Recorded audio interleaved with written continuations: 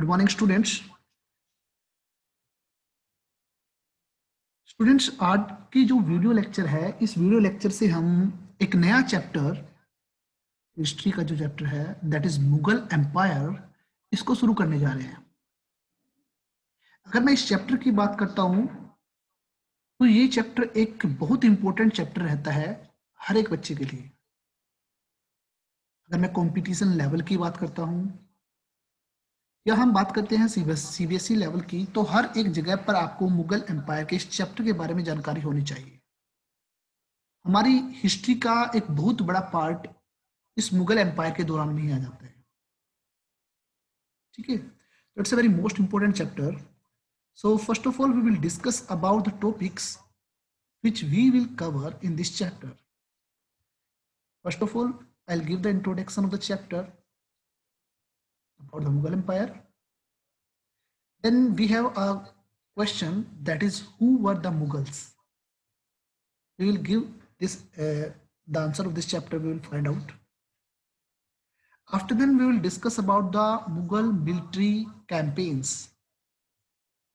जो मुगल थे उनका जो मिलिट्री कैंपेन था उसके बारे में डिस्कस करेंगे।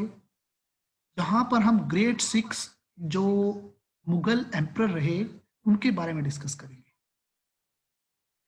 Then we will discuss about the tradition of the succession, means उत्तराधिकारी का क्या तरीका था उनका। ठीक है, राजा का बेटा राजा बनता है, जो वो सक्सेशन का जो ट्रेडिशन थी उस ट्रेडिशन के बारे में डिस्कस करेंगे। After then we will discuss the relation of the Mughals with the other rulers of the India. इन सब चीजों के बारे में देखेंगे। Then we will discuss about the some programs which were introduced by the Mughals in India, that is like Mansabdar and Jagidars. तो ये मनसबदार और जागीरदार हैं कौन, इनके बारे में डिस्कस करेंगे। There is also two important terms like Japt and Jimidars, हम इनके बारे में देखेंगे। Then we will take a close look of the Akbar policies. Akbar को एक महान राजा बनाया गया है, इवन माना गया है अकबर को एक महान राजा ड्यू टू हिज पॉलिसीज। उसकी वो एक जो कुछ पॉलिसीज थी उनके बारे में डिस्कस करेंगे। And at the last of the chapter we will see the Mughal empire in the 17th century and after it. Basically आज के जो चैप्टर है, इस चैप्टर में हम पूरे चैप्टर में ये टॉपिक्स जो है कवर करेंगे।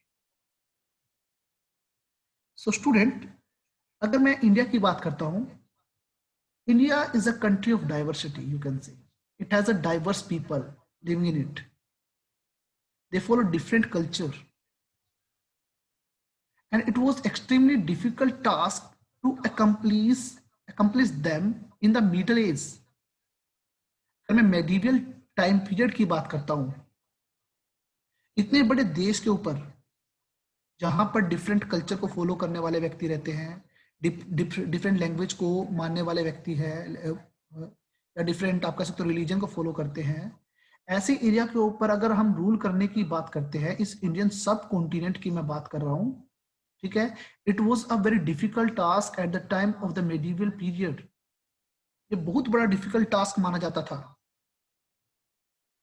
बट मिडल एज के बाद आप कह सकते हो मिडिल टाइम में कुछ दिल्ली सल्तनत, क्योंकि 7th में हमने सॉरी इससे पहले चैप्टर में हमने दिल्ली सल्तनत के बारे में पढ़ा था। तो दिल्ली सल्तनत के बाद जो नेक्स्ट जो रूलर बने दैट इज मुगल, उन्होंने पूरे के पूरे देश के ऊपर अपना एम्पायर स्टैब्लिश कर लिया था। आज तक जो एम्पायर था वो थोड़े समय के लिए होता था, छोटे पीरियड के ऊपर होता था, छोटे एरिया के ऊपर होता था, but Mughals tried to create its empire and you can say उन्होंने अपना पूरा का पूरा जो एम्पायर था वो near about not 100%, you can से नियर अबाउट इंडिया के ऊपर अधिकार कर लिया था। हमने 6th स्टैंडर्ड में अशोक के बारे में डिस्कस किया था, अशोक का द ग्रेट किंग, तो उनका भी नियर अबाउट पूरे इंडिया के ऊपर या पूरे इंडियन सब कॉन्टिनेंट के ऊपर अधिकार था। सेम थिंग अगर मैं मुगल्स की बात करता हूं तो उनका भी अधिकार था।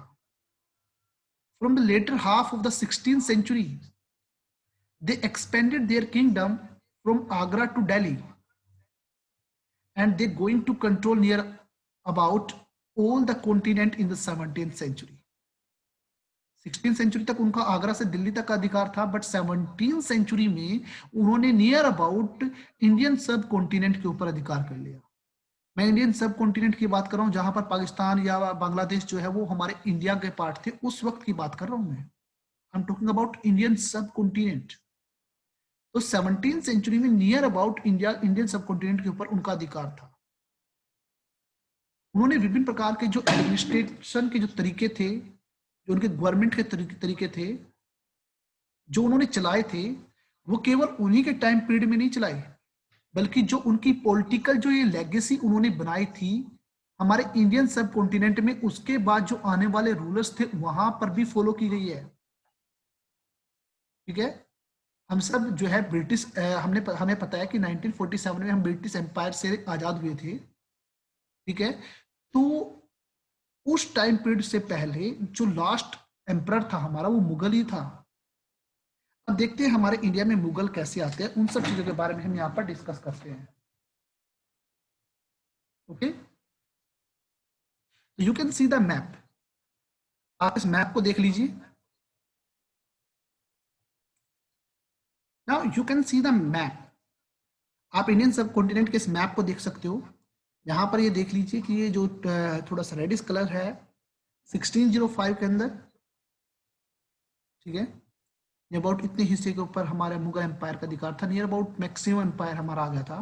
1707 के अंदर ये ग्रीन जो ब्लू कलर है ये भी इसके अंदर ऐड हो चुका था। ठीक है, जिस वक्त औरंगजेब का टाइम पीरियड था। तो आप देख सकते हो कि नियर अबाउट इंडियन सब कॉन्टिनेंट के ऊपर किस प्रकार से उनका अधिकार था। आपको ये मैप बनाना है। इस मैप के अंदर जो इंपोर्टेंट जो प्लेसेज है like Mysore, Bijapur, Goa, Calicut, Hyderabad etcetera, this should be mention in it. Okay,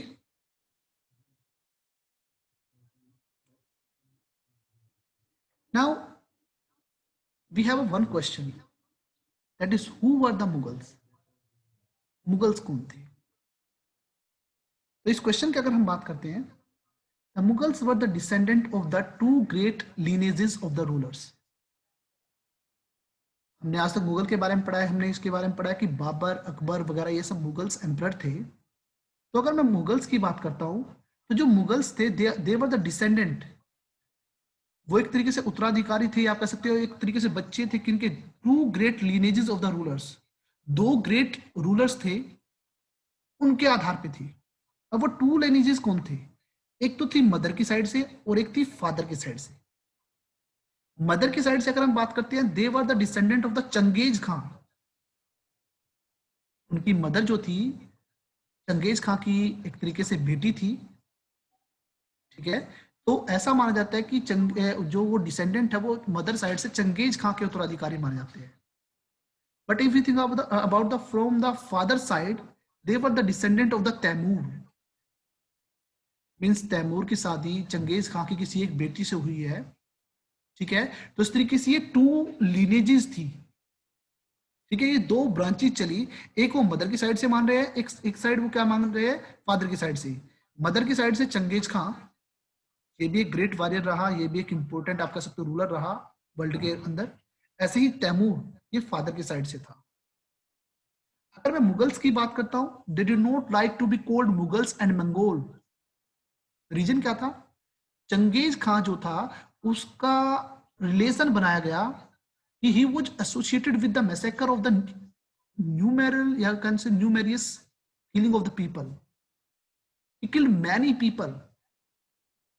क्योंकि उसका नाम इस चीज से जुड़ा है कि उसने बहुत बड़े बड़े हत्याकांड किए हैं, बहुत सारे व्यक्तियों को मारा है, इसलिए they did not like to be called Mughals and Mongols. But they felt very proud to be the, you can say, their ancestry is Tamur side, Tamurid. They were the descendant of the Tamur. They felt very proud. Reason क्या है? Because Tamur had captured Delhi in 1398. 1398 में दिल्ली के ऊपर तैमूर ने हमला किया था, उस वक्त दिल्ली को कैप्चर कर लिया था। ये आपका 1 मार्क्स क्रिएट होता है यहाँ पर क्वेश्चन कि तैमूर ने दिल्ली को कब कैप्चर किया था। ठीक है, तो अगर मैं मुगल्स की बात करता हूं तो they were the descendant of the two great lineages of the rulers. From the mother side they were the descendant of the Genghis Khan, which they don't like because he was associated with the massacre of the killing of many, you can say many people. He was associated with the things. And if you think about the father side, they were the descendant of the Tamur, and they felt proud to be the Tamurid ancestry because Tamur had captured Delhi in 1398. 1398 के अंदर तैमूर ने उसके ऊपर अधिकार कर लिया था. Now we will discuss about the Mughal military campaign. तो आपको पता चल गया कि मुगल्स कौन थे. ठीक है, it's a very most important question. अगर आपसे हुवर मुगल्स के बारे में आ जाए तो आप इतना ये बताओगे और उसके कुछ example means name of the rulers के नाम पे एग्जांपल दो. Now will discuss about the Mughal military campaign, जो बताता है कि जो मुगल्स हैं वो किस प्रकार से हमारे इंडिया में इस्टेब्लिश हो गए. In it we will discuss first of all Babur. ये स्टूडेंट, इससे पहले मैं बात कर लेता हूँ थोड़ा सा. इससे पहले बहुत सारे मुस्लिम रूलर आए हमारे इंडिया पर. दे अटैक ऑन इंडिया और यहां से वो लूटपाट करके वापस अपने देश में चले गए. बट बाबर का जो फिनोमिना था वो डिफरेंट हो गया. इसमें बाबर ने हमारे इंडिया पे अटैक किया और उसके बाद वो हमारे इंडिया में ही बस गया और उसने मुगल एम्पायर का निर्माण कर दिया. ठीक है, इंट्रोड्यूस जो हमारे देश में मुगल एम्पायर स्टैब्लिश किया गया वो बाबर के द्वारा किया गया. So he was the founder of the Mughal Empire in India, you can say. If we think about the Babur, he was succeeded to get the throne of Fargana at the age of 12. 12 साल की एज में उसे फरगना का राजा बना दिया गया. ठीक है, बट वहां पर मंगोल का एक दूसरा ग्रुप था उज्बेक्स. उन्होंने क्या किया, उसके ऊपर अटैक कर दिया, जिसकी वजह से उसे अपना घर बार छोड़कर वहां से भागना भी पड़ा. ठीक है, उसके बाद उसने सबसे पहले जो फर्स्ट मिलिट्री कैंपेन उसने शुरू किया और जिसमें वो सक्सेसफुल हुआ, वो 1504 में काबुल के ऊपर किया. उसके बाद वो इंडिया के अंदर आया. हमारे इंडिया में बहुत बात कर सकते हो, बहुत ज्यादा ये इंपॉर्टेंट बातें होती है कि हमेशा हम क्या करते हैं, हमेशा हम जो मुगल या सॉरी जो भी हमारे दूसरे राजा होते हैं ना, जिनका दिल्ली के ऊपर अधिकार होता है, तो दूसरे जो रूलर्स होते हैं वो क्या करते हैं, किसी दूसरी पावर को इनवाइट करते हैं इंडिया में कि वो उसके ऊपर अटैक करे. यही चीज यहाँ पर हुई थी. तो you have to find out कि किसने इसको इनवाइट किया था. तो come to the point, at the time of the 1526 हमारी इंडिया के ऊपर जो दिल्ली सल्तनत थी उस वक्त वहां पर लोधी वंश का अधिकार था. और उस वक्त जो लास्ट जो लोधी वंश का जो रूलर था, that is Ibrahim Lodi. He was ruling at that time. And in 1526 there was a battle that is called battle of Panipat, and it was first battle of Panipat. Total आपकी 3 हुई है. ठीक है, and this one is the first battle of the Panipat between Babur and Delhi Sultan Ibrahim Lodi. In this battle Babur defeated Ibrahim Lodi. Babur क्या करता है, इब्राहिम लोधी को defeat कर देता है and he captured Delhi to Agra in 1526. तो आपके पास यहाँ पर 1 मार्क्स इंपोर्टेंट क्वेश्चन भी आ जाता है कि फर्स्ट बैटल ऑफ पानीपत कब हुई थी. It was in 1526 between Babur the Mughal empire and the sultan of Delhi Ibrahim Lodi. Okay, तो इस तरीके से हमारे इंडिया में मुगल एम्पायर का फाउंडर जो है बाबर बन जाता है. उसके बाद वो क्या करता है, उसका जो टाइम पीरियड था 1526 से लेकर 1530 तक था. इन 1527 he defeated a Rajput king that is Rana Sangha at the battle of the Khanwa. वो उनको हराता है. उसके बाद 1528 में अगर वो दोबारा से चंदेरी के जो राजपूत है उनको हराता है. वो दिल्ली टू आगरा का जो टोटल एरिया है वहां पर अपनी सोवरेनिटी क्रिएट कर लेते हैं, वहां पर अपनी प्रभुसत्ता जो है वो क्रिएट कर लेते हैं. ये था आपका बाबर का टाइम पीरियड. 1530 में उनकी मृत्यु हो जाती है और उनकी मृत्यु के बाद उनका जो बेटा है हुमायूं, वो देश का राजा बनता है, मींस एम्परर बनता है. Now see the time period of Humayun, that is 1530 to 1540, then again 1555 to 1556. Means 1540 से लेकर 1555 तक के टाइम पीरियड के अंदर हुमायूं इंडिया में नहीं है. हुमायूं दिल्ली का सुल्तान नहीं है. उस टाइम पीरियड में क्या हुआ था उसको भी देखेंगे. इन 15 30, Humayun divides his inheritance according to the will of his father. अपने फादर की जो विल थी उसके अकॉर्डिंग वो क्या करता है, वो अपने जो फादर की संपत्ति है उसको डिवाइड कर देता है. His brother, they were each given a province, उनको एक प्रांत दे दिया जाता है. बट उसका जो ब्रदर था Mirza Kamran, he was a very ambitious person, you can say he has a great ambitions, जिसकी वजह से वो बीच मझधार में छोड़कर चला जाता है उसको. अफगान के साथ जब लड़ाई होती है उस बीच मझधार में छोड़कर चला जाता है ताकि वो क्या कर सके, हुमायूं को हटाकर उसकी जगह पर आ जाए. He was left in the lurch, बीच मझधार में छोड़कर चला जाता है. अब ये अफगान कौन था? Sher Shah Suri, the founder of the Suri Empire. In 1539 and 1540, there are two wars. First one in Chosa and the second one in Kannauj. And in both war, Humayun was defeated. और हुमायूं डिफीट हो जाता है इसलिए वो क्या करता है, वहां से भाग जाता है. और 1540 से लेकर 1555 तक इंडिया में शेरशाह सूरी जो अफगान एम्पायर था, आप कह सकते हो सूरी वंश का जो एम्पायर था, वो स्टैब्लिश होता है. बट 1555 के अंदर सफाविद शाह, उसकी हेल्प से जो हुमायूं है वो दोबारा से दिल्ली को रिकैप्चर कर लेता है. मींस दोबारा से जो मुगल एम्पायर है वो शुरू हो जाता है और उसके बाद वो लगातार चलता रहता है. तो ये 1540 से लेकर 1555 तक यहाँ पर शेरशाह सूरी जो कि सूरी एम्पायर से का फाउंडर माना जाता है उसका अधिकार रहा था. Okay, but in 1556 he was died due to accident in his palace. जितने भी राजा महाराजा हुए उनके वहां पर सबसे इंपॉर्टेंट बात यह रही कि राजगद्दी को प्राप्त करने के लिए मैक्सिम क्या कर रहे थे, आपस में ही लड़ते थे. भाई भाई का कत्ल करता था, कई बार ऐसा होता था बेटा फादर का ही कत्ल कर देता था. सिचुएशन ये होती थी, ठीक है. बट हुमायूं जो था वो मारा गया था और हुमायूं के बाद आता है अकबर. मींस अकबर ने उनको नहीं मारा था due to any accident and it was not confirm कि वो एक्सीडेंट कैसे हुआ था उसके पैलेस में, वो मारा गया. इसके बाद अकबर आता है. अकबर के दौरान में काफी अधिक आप कह सकते हो इंडिया के अंदर मुगल एम्पायर का विस्तार होता है. एंड फ्रॉम 1556 टू 1605 तक वो उस इंडिया के हमारे इंडिया के ऊपर रूल करता है. After the sudden of the death of his father, Akbar became the emperor of Delhi at the age of 13 year की एज में वो राजा बन जाता है.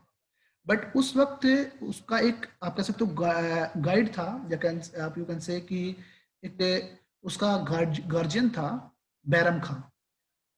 बैरम खान ने उनकी हेल्प की और उनके आप कह सकते हो उनकी गाइडेंस में उन्होंने बहुत सारे आप कह सकते हो विजय भी प्राप्त किए और अपने इंडिया का अपने मुगल एम्पायर का विस्तार भी किया.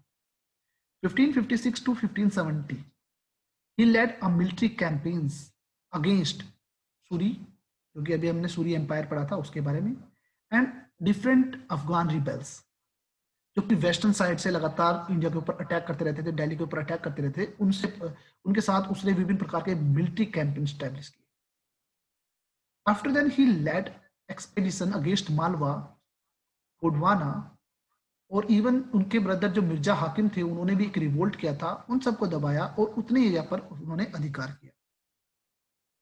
1568 के अंदर जो चित्तौड़ है जो कि सिसोदिया राजपूत वंशज के अधिकार में थी, महाराणा प्रताप की हम बात कर सकते हैं, उस टाइम पीरियड की बात है. तो 1568 के अंदर वो चित्तौड़ पर अधिकार कर लेता है और उसके बाद 1569 के अंदर रणथंबोर के जो राजा है उसको हराकर उसको अपने अधिकार में ले लेता है. 1570 से लेकर 1585 तक एक कैंपेन इन गुजरात, उसके बाद वो बिहार, बंगाल, उड़ीसा इन सबको जो है वो अपने अधिकार में लेता है. हमने इसके ऊपर पढ़ा था कि मिर्जा हाकिम जो कि उसका ब्रदर था वो बार बार रिवोल्ट करता था, तो वो उसके टाइम पीरियड के अंदर तो हमेशा एक कॉन्स्टेंट टर्बल बनकर रहा, हमेशा वो कहीं ना कहीं रिवोल्ट करता ही रहा. 1585 to 1605 Akbar further expanded its empire in the northwestern part. Kandahar, Kashmir, Kabul ये सब इसके अंडर थे. He also expanded its you can say empire in the southern area also. He annexed some part of Deccan Plateau, Berar, Khandesh and Ahmednagar. ये सारे के सारे जो area है वो 1585 से लेकर 1605 तक वो क्या कर लेता है, अपने अंडर ले लेता है। In his final years as a emperor, it means during the time period of 1605, he faced a rebellion. और रिबेलियन कौन करता है, उसका खुद का बेटा प्रिंस सलीम वो करता है। ठीक है, उसका खुद का बेटा एम्परर बनने के लिए उसके वहां पर प्रोटेस्ट कर देता है। ठीक है, और अकबर के बाद जो सलीम है वो राजा बनता है। Salim he is great known about Jahangir, जिसे हम जहांगीर के नाम से जानते हैं। 1605 से लेकर 1627 तक वो क्या करता है, इंडिया पर या आप कह सकते हैं दिल्ली का राजा बनता है। जहांगीर भी अपने फादर की उसी पॉलिसी मीन्स अपने जो एम्पायर है उसे एक्सपेंड करने की कोशिश करता है। And he led different successful campaigns against Sikh, Ahom and Ahmednagar. उसका जो बेटा है प्रिंस खुर्रम, जिसे हम शाहजहां कहते हैं, वो भी क्या करता है, अपने राज्य में रिबेल करता है। और वो भी जहांगीर के बाद क्या होता है, राजा बनता है। अभी बात की है ना कि जहांगीर ने क्या किया था, अपने फादर जो अकबर थे उनके जो शासनकाल में रिबेल किया, देन उसने राजगद्दी प्राप्त की। सेम थिंग शाहजहां ने किया। जहांगीर की वाइफ थी नूर जहां। जिस वक्त जहांगीर का शासनकाल था उस वक्त सबसे इंपॉर्टेंट जो एडमिनिस्ट्रेशन के अंदर रोल निभाया था वो नूर जहां ने निभाया था। यही कारण है उनको पदशाह बेगम का दर्जा मिला है। ठीक है, तो आपसे क्वेश्चन आ सकता है कि जो नूर जहां थी वो किसकी वाइफ थी, जहांगीर की वाइफ थी। And she played an important role in the administration during the reign of Jahangir. Okay, now Shahjahan 1627 to 1658। ठीक है, अब जहांगीर के बाद जो है शाहजहां क्या राजा बनते हैं। And he continue his campaign. वो अपने इस कैंपेन को कंटिन्यू करते हैं डेक्कन एरिया के अंदर, जहां पर वो crushed the rebellion of the Afghan, the noble Khan जो या जहां लोधी थे, खान जहां लोधी थे उनके खिलाफ। उसके बाद वो बुंदेल्स को हराकर उसको अपने राज्य में मिला लेते हैं। We think about the north western part, he led an unsuccessful campaign। Uzbek के खिलाफ वो शुरू करते हैं बट वहां पर वो हार जाते हैं। इसी प्रकार से कांधार के अंदर सफाविद जो है उनके खिलाफ वो प्रोटेस्ट वो आपका कैंपेन मिलिट्री कैंपेन करते हैं बट वहां पर भी वो हार जाते हैं। But in 1632 he finally annexed Ahmednagar. Ahmednagar के ऊपर वो जीत प्राप्त कर लेते हैं। 1657 से लेकर 1658 अ वार ऑफ द सक्सेशन। उनके 4 बेटे थे, चारों बेटों के बीच में झगड़ा होता है कि नेक्स्ट जो दिल्ली का एम्परर बनेगा वो कौन बनेगा। ठीक है, वो युद्ध होता है जहां पर औरंगजेब जो था वो सबसे जीत जाता है बट उनका सबसे बड़ा बेटा जो है एल्डेस्ट सन दारा सिकोह वो उसमें मारा जाता है। ठीक है, इस तरीके से औरंगजेब जीत जाता है और औरंगजेब जो है वो नेक्स्ट मुगल एम्परर बनता है।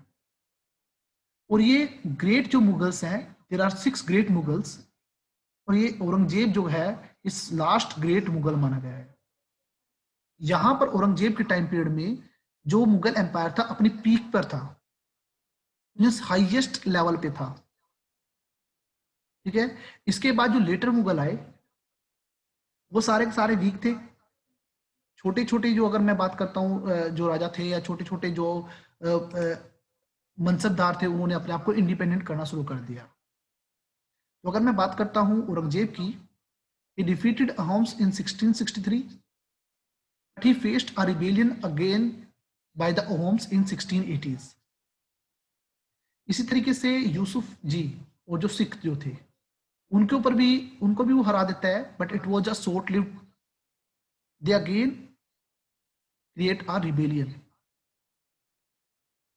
अब साउथर्न एरिया के अंदर मराठा एम्पायर का अधिकार था और वहां पर शिवाजी जो थे उनका आप कह सकते हो वहां के मनसबदार या आप कह सकते हो रूलर थे। और उन्होंने क्या किया, he declared himself an independent king and they started to campaign against Mughals. लगातार उनके साथ लड़ते रहे।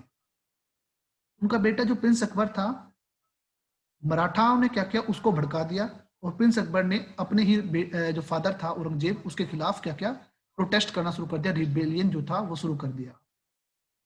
1685 के अंदर साउथर्न एरिया के अंदर मींस डेक्कन प्लेटू के अंदर वो बीजापुर को जीत लेते हैं और 1687 के अंदर वो गोलकुंडा पर अधिकार करते हैं।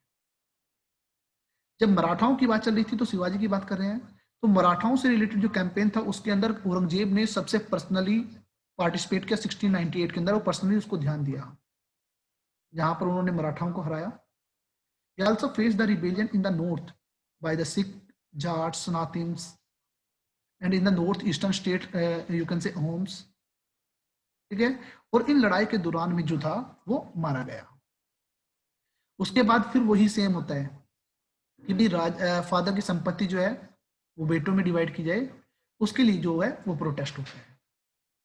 तो these are the 6 great Mughals जो कि हमारे इंडिया में थे और इंडियन सब कॉन्टिनेंट के ऊपर मैक्सिमम ये अधिकार कर लेते हैं, ठीक है। इसके बाद लेटर जो मुगल्स आते हैं, they are the weak person, maximum जो मनसबदार थे वो अपने आप को इंडिपेंडेंट घोषित कर लेते हैं।